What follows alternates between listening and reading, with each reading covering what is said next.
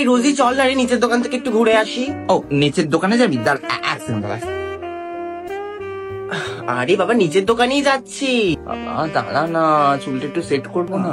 তাড়াতাড়ি কর। ঠিক লাগছে? হ্যাঁ রে বাবা, তাড়াতাড়ি চল। চল চল। ও ও এক সেকেন্ড দাঁড়া। আবার কি?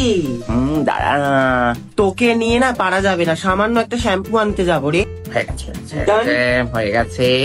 চল চল চল চল চল। ও এক সেকেন্ড দাঁড়া দাঁড়া দাঁড়া দাঁড়া, এক সেকেন্ড দাঁড়া, এক সেকেন্ড।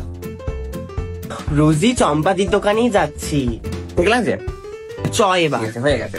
ও দাঁড়া দাঁড়া দাঁড়া দাঁড়া, আই মেকআপটাই তো করলাম না।